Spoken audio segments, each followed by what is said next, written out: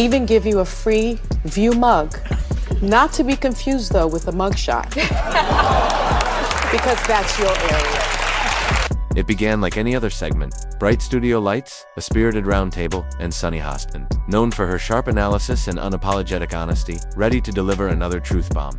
But no one, not even the audience, expected what happened next. In a moment that immediately trended across social media and sent shockwaves through political and entertainment spheres, Sunny turned her focus toward Melania Trump and tore open the carefully protected illusion of the former first couple. What followed wasn't rumor or speculation. It was a carefully Interesting thing is, I have seen him and he has seen me, so we have met because I covered his trial. But you know what? Isn't it such an enjoyable thing to live rent-free in his head? Yeah. I mean, we live rent-free in this man's head. Detailed unpacking of what many had whispered about behind closed doors.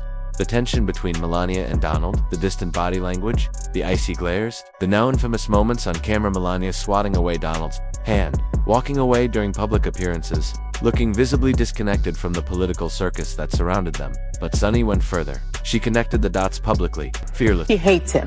Yeah, well, yeah. Okay, so we can all agree on that. That's a given. I also think that she wants to take him out. She does not want to be the first lady anymore. They agree with you. She doesn't want to be the first lady. She destroyed the Rose Garden. Who hates Christmas? Melania Trump hates Christmas. She doesn't want to decorate for Christmas. She doesn't want anything to do with him. She doesn't want to sleep in the same room with him. She can't tolerate him. Allegedly. And she does. Yeah, how do you know all this? Yeah, I don't know. You don't know all this. She discussed how, according to insiders and credible reporting, Melania had renegotiated her prenup not once but twice. Once during the 2016 campaign, and again just before Trump left office. Each time, she timed her leverage perfectly. She knew when Trump was most desperate for a public image of stability and family unity, and she used it. Sunny's message was clear. Melania wasn't simply a silent bystander.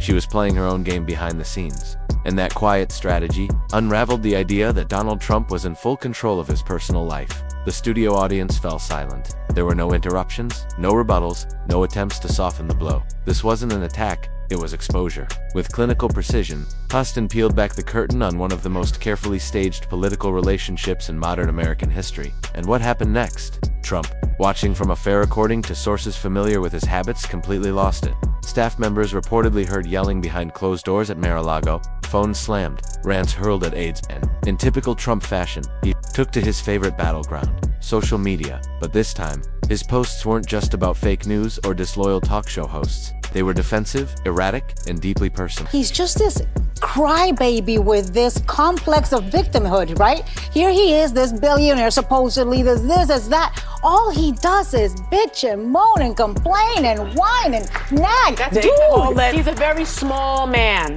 He's a very small man. Well, fortunately, I don't know how small he is, but I know he's not big enough to be president. He called Sunny Hostin a third-rate nobody, accused her of lying, and even hinted at legal action, a laughable threat considering the public nature of the evidence she referenced. For all of Trump's bluster, the damage was already done. The public was talking, the headlines were rolling, and most importantly, Melania was silent. That silence, Sunny pointed out in a follow-up interview, spoke volumes. Because if the accusations were false, Melania could have denied them. She could have issued a statement. Instead, she did what she always does. When the truth gets too loud, she disappeared from view. No public comments, no clarifications, no defenses. Just absence. What made Sunny's remarks land so powerfully. These countries are calling us up, kissing my ass. They are dying to make a deal. Please, please, sir, make a deal. I'll do anything. I'll do anything, sir. And then I'll see some rebel Republican, you know, some guy that wants to grandstand, say, I think that Congress should take over negotiations. Let me tell you, you don't negotiate like I negotiate. Donald Trump, I want to thank you for personally telling so many lies and committing so many alleged crimes and providing us with material on a daily basis. You help us do our jobs, and I'm so appreciative. Was that she didn't just focus on Melania as a former first lady. She talked about Melania as a symbol of complicity, calculation, and silence. Of someone who watched a presidency full of cruelty and chaos, unfold and chose to stay. Not out of love, not out of duty, but because the contract still benefited her. She highlighted how Melania, despite her polished image and Be Best campaign, never once I think he knows what he's doing. He bankrupted. What we keep on failing to remember is that he bankrupted 2 casinos. He had 6 bankruptcies. He's just not a good business person. He doesn't understand economics. His professor at Wharton Business School basically said he was the dumbest student he'd ever had in his career. These are just facts. So Trump definitely doesn't understand economics. He's listening to someone who you say doesn't understand economics. And so there is no end plan. There is no game plan. He doesn't know how to negotiate. He couldn't negotiate himself out of a paper bag. Condemned the family. Separations at the border, never spoke out about the racism, the misogyny, or the corruption that engulfed her husband's administration. And yet, she was always there when it suited her. Sunny described this as strategic loyalty. Loyalty not to Trump the man, but to Trump the brand. And when the brand began to crumble after January 6th, after the lawsuits, after the indictments, Melania retreated even further into the shadows. That, Hostin said, was no coincidence. It was survival. The reaction from conservative media was immediate and furious. They accused Sunny of attacking another woman. They called it elitist gossip. There was an act called the Great Depression, rather. There was an act that was called the... In 1930, the Republican-controlled House of Representatives, in an effort to alleviate the effects of the... Anyone? The Great Depression, passed the... Anyone? The tariff bill, the Hawley-Smoot Tariff Act, which raised tariffs in an effort to collect more revenue for the federal government. It did not work, and the United States sank deeper into the Great Depression. Trump hasn't seen, Ferris Bueller to understand that past will become prologue, and really But they ignored one thing. Every claim she made was backed by on-record reporting, legal documents, or public footage. This wasn't gossip. It was journalism with teeth. Trump allies tried to spin it. Some said Melania was simply a private person. Others claimed she was protecting her son, but none of them could answer why. If the marriage was solid, she had needed to renegotiate her legal protections twice. Meanwhile, the public response was overwhelming. Clips of Sunny's takedown were viewed millions of times. Hashtags like #FreeMelanian and #TrumpMarriage trended for days.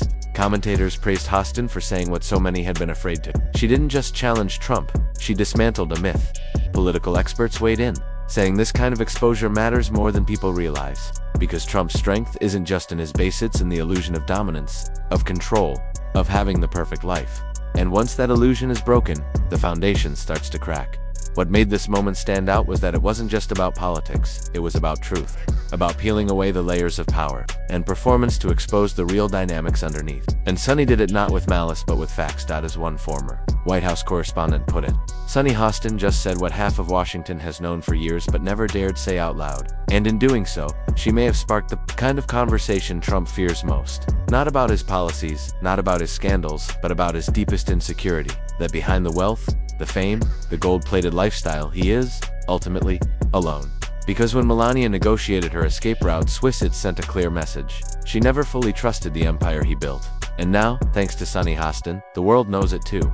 What truly rattled Trump after Sunny Hostin's segment wasn't just the exposure it was the method. She didn't raise her voice. She didn't hurl insults. She simply laid out facts like puzzle pieces and let the viewers see the full picture. Puppy's point at the very beginning, meaning that clip that we played, that he's saying, everybody's kissing my butt. They're actually not, because China has accused the United States of blackmail and declared that Beijing would fight to the end. The Canadian Prime Minister, Mark Carney, has said its friendship with the U.S. is over. Australia's Prime Minister, Anthony Albanese, said Trump's tariffs have no basis in logic, are not the act of a friend, and he called them totally unwarranted. Macron from France, he said the tariffs are brutal and unfounded. Themselves. That kind of calm, deliberate takedown cut deeper than any late-night comedian's jab. It told the truth without theatrics and made it impossible to ignore. Sunny reminded the world of the infamous 2018 Christmas interview. When Melania was asked what she wanted most, her answer, peace on all sides.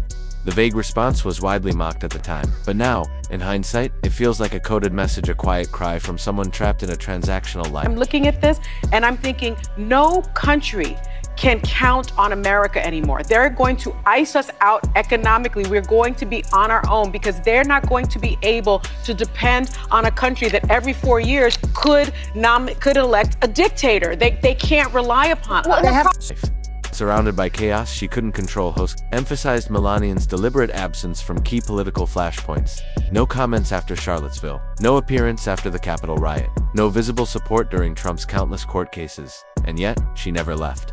That's what unsettled people. If she despised the spotlight so much, why stay? Some insiders claimed Melania had her own agenda, that she— his lying is monumental, as we all know. And even people who are Trump supporters, watch this. Just watch this. This is good. I have a hard time doing it to them because I'm basically a truthful person.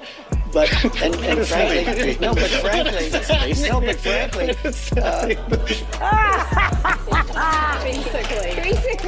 Basically, and I am a natural redhead who's 29 years old. Okay? I mean, the jokes just come so easily. Was waiting out the storm, securing her post-White House life while preserving just enough loyalty to protect her financial future. Sunny cited former aides who described Melania's post-2020 behavior as cold, calculated, and distant. The hand-holding stopped. The smiles became rarer. Even Trump's own allies whispered that their relationship felt like a business partnership more than a marriage. And then came the comparison to other First Ladies Michelle Obama, Hillary Clinton, even Laura Bush, all of whom, despite political differences, actively engaged in national issues. Melania, she chose a solitary campaign against bullying, while Mary— We need to look at intent. Why attack the Department of Education? Because if you have an entire country of people that are not educated well, you create a permanent working underclass who can't really make a lot of money because they're not trained to critically think, they're not trained to write well, they're not trained in math. And so I think there's a master plan here, and it's really stressing me out. Wait to the country's most notorious cyber— The irony was never lost on Hostin, nor the American people. Sunny pointed out how Melania's refusal to participate in key efforts. Lady Traditions was not merely privacy, it was detachment. She skipped the traditional walk through the White House. With Jill Biden, she avoided speaking at Trump's— Devastated by it because it's just a continuation of the erasure of American history. Of course, I take it a little personally because one of my closest friends is Alicia Garza, who wrote the letter that started the Black Lives Matter movement, and she is one of our thought leaders of our generation. And so I'm saddened by it, but let's be clear, this was extortion. Take it down or lose federal funding. Final rally. Her body language, as analyzed by countless experts, spoke louder than her few public words. Trump's furious online response only confirmed how threatened he felt. He blasted Hostin for attacking women, despite his long history of doing just that. He called her angry and jealous, a transparent attempt to delegitimize a successful black woman speaking truth to power. But the damage was already done. The video had gone viral. The story had broken past the echo chamber. Sunny wasn't backing down either. The next day, she doubled down in a podcast interview, stating plainly, "I don't think Melania loves Donald. I think she tolerates him. And when the checks stop, the silence will end." That quote became a headline in itself, shared by journalists, late-night hosts, even former administration officials who offered no counter-argument. Even more damning were the reports that began surfacing in the days after. An anonymous former Trump aide revealed that Melania spent nearly 3 months living separately from— The First Amendment is the First Amendment for a reason, and that's freedom of the press. And because I think our forefathers really understood, if you look at the history and you look at some of what was taking place on the floor when they were drafting these amendments, and wonky lawyers like me do things like that, they made it clear that a free press was most important to a democracy. And without a free press, without the Fourth Estate, you don't have a true democracy. Donald in the months following his indictment in the classified documents case. Allegedly, she moved into her mother's Florida condo with Barron, while Trump raged and obsessed over his mounting legal problems. This was never confirmed publicly, but insiders said the timeline matched Trump's most erratic and paranoid public appearances. Sunny also touched on Melania's now quiet presence at Trump's 2024 campaign. And so that change that the White House made in breaking with, over a century of precedent is just unheard of, and it really sounds the alarm for someone like me who studied journalism in college. Right? It really it scares me a bit. Campaign events or lack thereof. Unlike the 2016 run, where she appeared periodically, and the 2020 campaign, where she gave a few scripted speeches, Melania has been almost entirely absent from this new presidential bid. No appearances, no statements, just silence. For Trump, this silence is deafening. It robs him of one of his favorite images, the perfect family man, surrounded by gold, loyalty, and legacy. And it raises a deeper, more personal fear that even his wife doesn't believe he can win again. Sunny exposed that crack in the armor. She peeled back the glitzy image and revealed the difference between himself and a character like Trump is that he would surround himself with people that knew their positions and knew more than he knows, and then he would learn from them.